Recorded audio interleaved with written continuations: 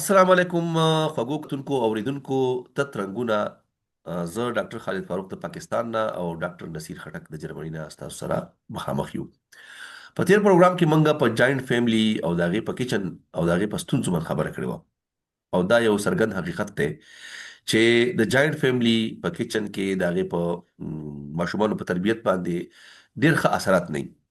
او څه داغه مثبت پهلوګان هم شته داغه نه مونږه انکار نه کوو او سوسايټي ته هم انکار نه کوي. خو مونږ په دې باندې خبر کوو چې کله جاینټ فیملیز ماتيږي او هغه سنگل فیملی تزي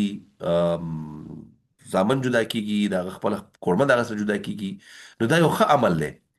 خو د دې مثبت نتایج اغستل پکار دي او زمونږ په معاشره کې زمونږ په سوسايټي کې خاص کر په پښتنه معاشره کې چې کله د جاینټ فیملی نه خلک جدا کیږي نو تر اوسه پورې خو پریکټس دا پاتې شوی دی چې خلک په خپګانونو جدا کیږي. دورونو په منځ کې شر شاتار د خزو په منځ کې شر شاتار او داغي په نتیجه کې خلک جدا شي او کچن نه جدا کی. دا یو مثبت عمل دی او مثبت طریقه باندې کول پکار دي چې په هغه کې اختلافات را نشي زړونه مات نشي سره او دا چې جدام شي بیا هم د یو بل سره یو ځای مینه محبتي صرف په کورونو کې کچن جدا شي نور هغه یو ځای وسی. نو په دې حواله باندې په مختلفو معاشرو کې د دې مختلف مثالونه موجود دي. په یورپ کې په امریکا کې په کاناډا کې په جاپان کې دنیا په نور اسلامي ملکونو کې هم یو ای کې په قطر کې په ترکی کې د دې مختلف مثالونه شته. منګه د هغه مثالونو پرانا کې نن خبره کوم چې د جاینټ فیملی جدا کېدل هغه څنګه پکار دي او داغه په حواله باندې موږ تاسو سره د نورو ملکونو د نورو سوسایټیانو مثالونه شیر کوو. په دې حواله باندې به خبره کوو. ډاکټر نصیر صاحب زموږ سره موجود دی. ډاکټر صاحب تاسو خو په مختلفو ملکونو کې ژوند وکړو د فیملی سره لکه تاسو په یو ای کې پاتې شوي د فیملی سره تاسو په جرمني کې پاتې شوي او دغه شانتي په نورو دنیا کې هم نو صدا سي ماډل دي زموږ سره چې الته جاینټ فیملی سیستم د خلک څنګه جدا کیږي دا غي مثبت او منفي پهلوګان څنګه دي زموږ په معاشره کې ومنګه دا سیس مثبت طرف ته څنګه پوتلی شو. ډاکټر صاحب ډېر مننه شکریا ټول اوریدونکو او کتونکو ته سلامونه او احترامات. تیر ځل هم چې مونږ خبره کړې و مونږ دوه سيزونه باندې تاسو څنګه په دې تمهید کې هم وی چې دا مشومان باندې دا غوسر یا په دې کچن کې چې کوم زمونږ د ستونزې وی هغه کې ډېر انرژي ځای کېږي لکه د خزو هم لکه په ډېر فضل وړو کیسو باندې لکه د خلکو سټرس لیول هم زیاتېږي لکه اورال چې د کنه یو فرندلی ماحول بیا نوی په ټول کور کې لکه لګ باندې تاو تاریخواله بدنیت یو د سيزونه منسترازي نو دا دغه یقینا چې منفي پهلوګان دي منفي سایډونه دي. خو زما یو صرف د دې جاینټ فیملی حواله سره نه عموما د ژوند په حواله سره زما چې کومه تجربه ده از بایولوژیست د وایم یا چې کوم مونږ خپل ابزرویشن دي مشاهدات دی هغه د دي چې په کوم سيزونو کې په کوم عادتونو کې کوم قومونو کې چې کله هم انقلابي سيزونه راشي یعنی ډېر زر بدلون راشي نو هغه پیدار نوي هغه ته خلک تیار نه وي هغه خلک اکسپټ کول نشي نو د هغه بیا نور هم منفي پهلوګان چې منفي سایډونه چې کوم دی هغه زموږ د سوسایټي ته یا هغه سوسایټي ته بیا رسي توانونه به زیاتیږي. لکه دې کې زب تاسو ته چې کوم دی لکه اوس موږ د جاینټ فیملی حواله سره خبره کوو نو دا ایکسټینډډ فیملیز چې دی دا په یورپ کې یا په دې چې موږ ورته ترکیه یافته دنیا وایو په دې کې د چې سیکنډ ورلد وار وشو د دویم جنگ عظیم 1945 کې هغه نه پس د دنیا بالکل سټرکچر بدل شو. د دنیا سټرکچر چې بدل شو دا چې کوم د انډستریال یا انقلاب راغلی و د 200 کال نه چې روانو دا بالکل د هغه پیک وو د خلکو د هغه دغه نیگیټیو سایډ هم ولیدو د جنگ هم دغه د انډستریالیزم وجنه وشو او دا نوې سيزونه راغلی نو په هغه باندې جنگ شو لکه د دې تفصیل کې به موږ نه ځو چې دا جنگ ولې وشو جرمنیان ولې غوسو صحیح ده بهرحال او زموږ موضوع هغه نه ده هغه موضوع زموږ نه ده. خو دې سره دا وشو چې ګوره د خلکو لایف سټایل چینج شو چې لایف سټایل چینج شو نو هغه سره دا وشو چې په خلکو باندې اکونومیک بوج چې کوم دی لایف سټانډرډ ډېر اوچت شو او هغه باندې اکونومیک برډن زیات شو اربنایزیشن زیات شو کورونو کې سہولیات زیات شول هغه سره دغه خرچي زیات شول نو هغه ته ورکینګ هاندز یعنی هغه لاسونه زیات پکارو چې کار کړي وي پیسې ګټلې وي نو خزي چې کومې دي هغه ټولي جګونو تر وته ایون مېندې هم خويندې هم هر چا جاب شروع کو نو چې جاب شروع شو نو هغه سره ورو د فیملی سټرکچر چې کوم دی کنه دی باندې هغه اثر راتل شروع شول چې په هغه باندې هغه اثر راغی یعنی په جرمني کې موجوده ایکسټینډډ فیملیز almost ختم شوی دي یعنی ایکسټینډډ فیملیز دلته دي ته وای چې تاسو سره نیانی کله درې جنریشن چې په یو ځای اوسېږي یعنی د نیا نیکه او نوسی پورې لکه دا 3 جنریشن چې کم از کم په یو ځای اوسېږي د ایکسټینډډ فیملی دا الموست ختم شوی دي. یعنی دا ټول نه اخر چې کوم کنه دا په دې 1990s کې بس بیا اخري ختم شول 15% پاتې او 2000 پورې تقریبا اوس خلک الموست په نشټو کې شمار دي. نو دلته چې کوم د نیوکلیر فیملی ټریډیشنل ماډل دی د واده لکه هغه کې 70% خلک دغه دي. د سره نوی چې دا ایکسټینډډ فیملیز زر ختم شوي نو د سره نوی قسمونه راووتل د فیملیز او ها نوی قسمونو کې چې هغه به مخکې معیوب ګڼل شول هغه اوس معیوب نه ګڼل کیږي. په هغه کې 10% خلک چې کوم دی هغه ایز ا پارټنر اوسېږي کنه هغه ته په انګلیش کې ورته کوهابټینګ وذ پارټنرز وای. ها یعنی هغه واده نوی خپل کې اوسېږي ماشومان هم وي. او دریم چې کوم دی کنه سنگل پیرنټس چونکه د دې ورک پریشر سره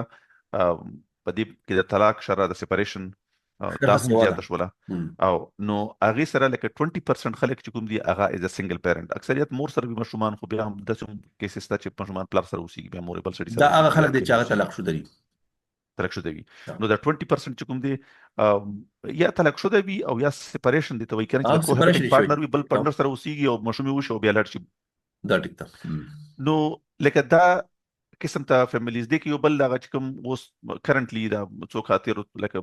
لس کاله 15 کاله 20 کاله کې دا یو بل قسم دا ریمبو چې ورته وایي نو دا هم لکه یو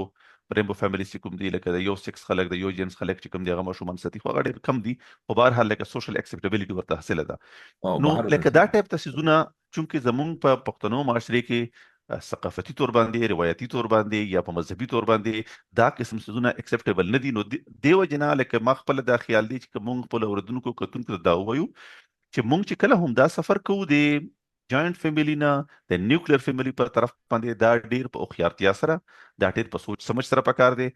دا د ټولو خلکو د مشورې سره پکار دی. ټولو خلکو نه مطلب دا دی چې کوم کور خلک ټول دي نو هغه کې د سې د کمپرمایزز بکې ته کمپرمایزز پکار دي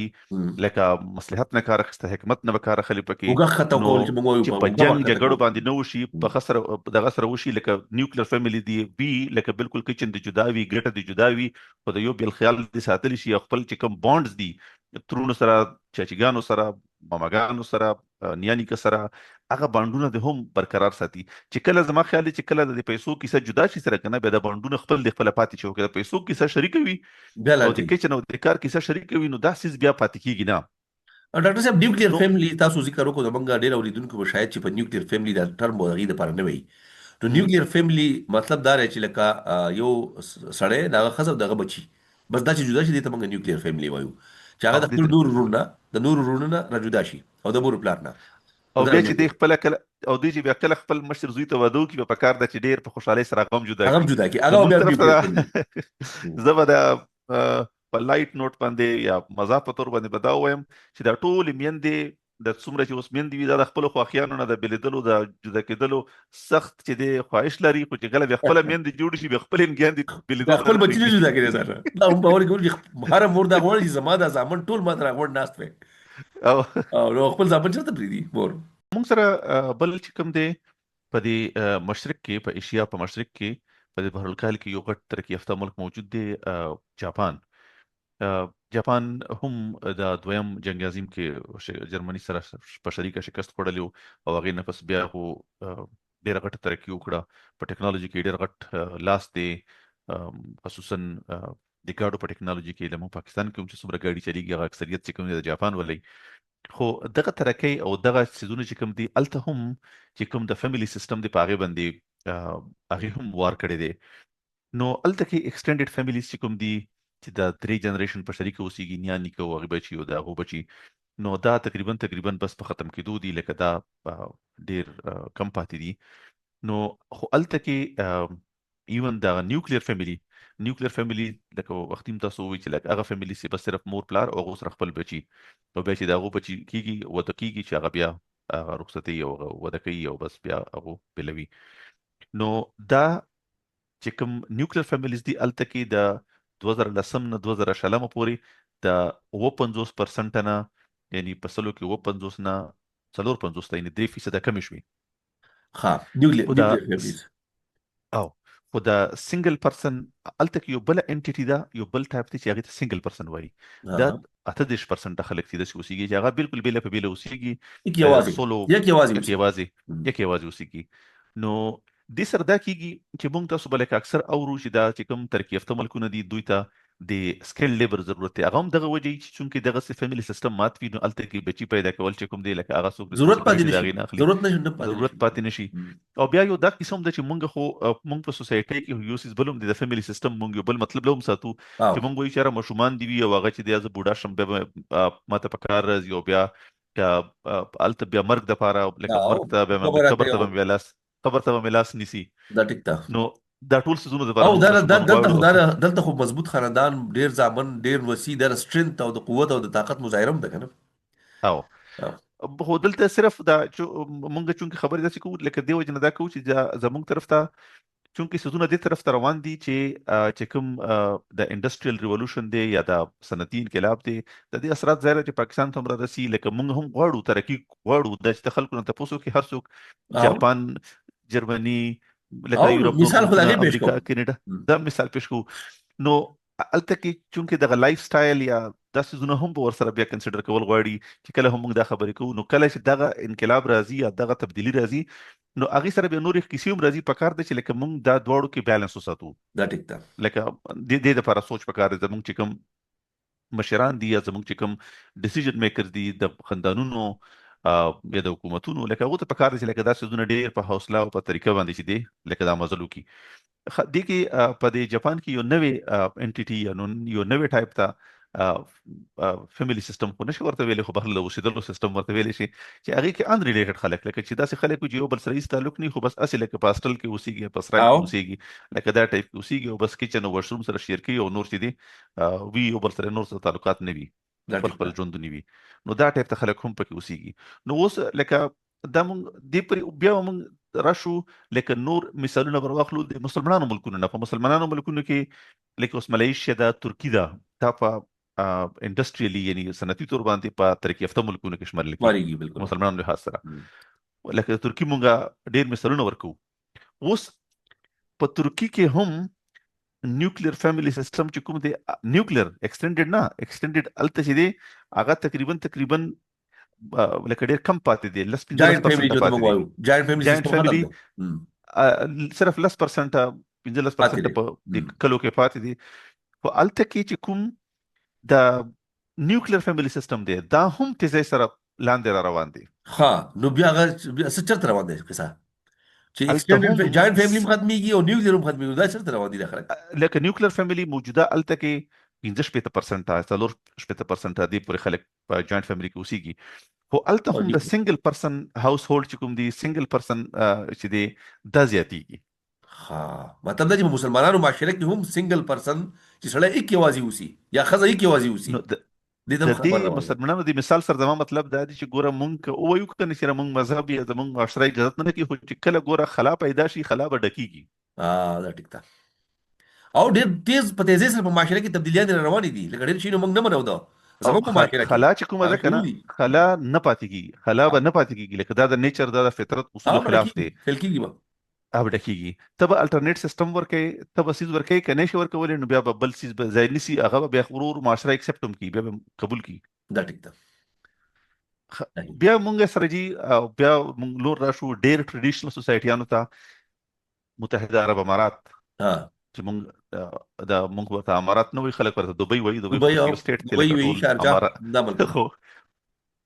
او یو ای چې کوم دی متحده عرب امارات یا قطر الته هم جاینټ فیملیز په ختم کېدو دي. صرف 15-20% پاتې دي، نور الته کې هم ایکسټینډډ یا جاینټ فیملی چې کوم دی هغه ختم شوی دي. خو الته کې ځای نیولې دي نیوکلیر فیملیز. ٹھیک ده. او د نیوکلیر فیملیز زما خپل د تجزیه ده، زما خپل د مشاهده ده الته چې الته کې د نیوکلیر فیملی نه د سنگل مدر یا دې طرف ته سفر ځکه نه کیږي چې هغه ایکسټینډډ فیملیز ختم کړي دي. خو ایکسټینډډ فیملیز ولا بانډ نه دي ختم کړي. مطلب د یو بل سره جاینټ دي، د یو بل سره په کنیکشن مضبوط کنیکشن کې دي. زوی جدا شوی دی، د پلار او د ورونو سره مضبوط تعلق دی. یو غټه حویلی جوړه کړې وي. صحیح. په هغه غټه حویلی کې 15 ورونه دي نو منځ کې پکې 15 وړو کې کورونه جوړ کړي. شاباش. کدرې دي نو 3 پکې جوړ کړي او څلور دي نو څلور یې پکې جوړ کړي، که اووه دي نو اووه یې پکې جوړ کړي، بالکل په یو سټایل یې جوړ کړي وي، یو ها شانتي جوړ کړي وي، او یعنی منځ په کې یو د مور قلا او پلار کې په کور یو وي. قلا کې په یو غټه چاردیوالۍ کې دنه ټول ځامن جدا جدا اوسي. نو هر سړي ته پرایویسي هم وي دا ټیک او ده. هر سړی یو بل سره باونډ هم وي. زما په خیال دا یو بهترین ماډل کې دی شي ډاکټر صاحب، دا د ټولو نه دا بهترین بهترین ماډل بدل دی. کېدای شي. زموږ په زه پښتنه وایم معاشره کې چې دغه څومره بالغو کې هم داسې امکان شته، خو چې دلته د ځمکو او دا یو خو ځمکې ډېرې کمې اکثر دلته خاص کر زموږ په بلایي علاقو کې چاته ځمکې نه میلاویږي، یا اکثر څوک یو ځای ته لاړ شي څوک بل طرف ته لاړ شي. رورل او اربنایزیشن والا قسم ده پکې خاجي تاسو خبر د ځای اربنایزیشن د دې یو غټ فیکټر دی چې لکه ګوره د اربنایزیشن کیږي نو د سره هم دغه سیس چې کوم دی لکه ورو ورو نیوکلیر فیملیز طرف ته خلک ځي. خو مطلب مې دا دی چې کله یو بل نه لږ لرې هم وي، په یو قلا کې نوم وي، او په یو ټاون کې دی اوسي، په یو غټ ټاون کې خو لري لري چې دا کله په خوشحالۍ جدا شي نو بیا به دوی بانډ موجودي، او او چې کله دوی جنگ جګړې ته وتل نو هغه بانډ به هم ځي، او بیا به صرف جنازو ته په زور راولي او ودونو ته به په زور راولي او جرګې به ورپسې لګي چې زما واده کې کېنه او یاره په زما واده خوشحالۍ کې خود کې راځي چې جنازه. ګوره کله کله چې رونه په خفګان جدا شي کنه نو په خوشحالۍ کې نه راځي، البته په غم او کې د شرم نه راځي، وای دا خلک بسوي کنه. نو لکه دا او دی یو مسله خدا دا که فرق دا په خوشحالۍ جدا شي، په اول سر کې دا یو روټین جوړ شي چې بای کم م، ځای واده کوي ادي جدا کیږي د خپل خځې سره، ځان دی نیوکلیر فیملی وای، ځان د خپل ځای په دوه کمرو کې اوسي، که په 1 بیډ کې اوسي، که په 2 بیډ کې اوسي، خو چې جدا کیږي نو دا به په خوشحالۍ باندې خدي بیا د بس مینه ومي. دې کې زه یو بل خبره کوم ډاکټر صاحب، دا چې ډیره اهمه خبره ده. ښه زه بایولوژیست یم، ما بایولوژي ویلې ده، م. مونږ به یو سبجیکټ وی هغه ته انیمل بیهیویر وو. او موږ هم ویلې ده په ډیویم کې زموږ په سبجیکټ باقاعده انیمل بیهیویر یو سبجیکټ و. انیمل بیهیویر چې دی که تاسو ټول ځناور وګورئ، هغه مارغان دي که هغه د نور ځناور دي، څلور خپې دي کنه لکه میمل دي،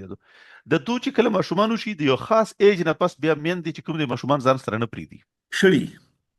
شړي. دا د چرګي مثال چې سړی وایي چې هغه بچیان د راوځي کورنۍ چې وخت په ځان کورنۍ وایي چرګې او وهي بیل ورته ورکوي. منډې وایي چې لکه بالکل او چې لکه ته اوس انډیپندنت یې ته بیل اوسېږه، ته ځان خپل ځان له پرواز خپل کوو خوراک دا پیدا اوس او ځان پیدا کوه دا ټیک ده. لکه دا ډېر ښه مثال دی. ګوره مونږه لکه ماته دا پته نشته چې دا به چېرته نه راغلي ده، ولې راغلي ده، داسې نه وو په کار. ها ګوره پلار زمونږ په معاشره کې پلار د دې بچو د ودونو دپاره ذمہوار ګڼلی شي. او دا به ورکه واده او سبق دا خو د پلار ذمہواري ګڼي خلک ګڼي. اوس زه وایم چې یو سړی چې ځان له واده نشي کولی نو هغه ته واده نه دی کول پکار، ځان دې خپل وکړي ټیک ده. ځان دې خپله وکړي، او چې کله هغه دې ګټه نشي کولی نو پکار نه ده چې هغه واده وکړي، ځکه چې هغه بیا بې لیدې نشي. ډیپندنت کنه په بل ځای باندې ډیپندنت سره لکه اوس مونږه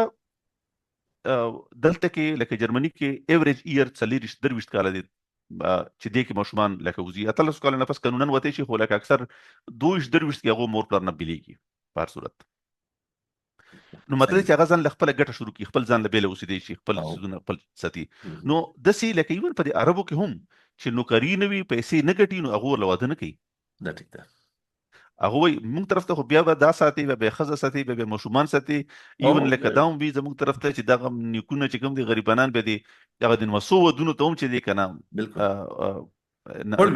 لکه هغې ته هم به زړه خوري چې دا به اوس څنګه دا چل به څنګه کېږي. کېږي. نو دې لکه دا زما خیال چې یو ډېر کی پوینټ دی چې لکه ودونو نه بغیر، له پیسو ګټلو نه بغیر، نوکریانو نه بغیر، بزنس نه بغیر، پیسو ګټلو نه بغیر، انډیپندنس نه بغیر واده نه دی ورته پکار. او چې واده څنګه کوي نو پکار ده چې هغه بیله اوسېدی شي، چې واده نه وړاندې هغه ځان له فلیټ نیولي یا ځان له کمره جوړه کړې وي یا ځان له چې دی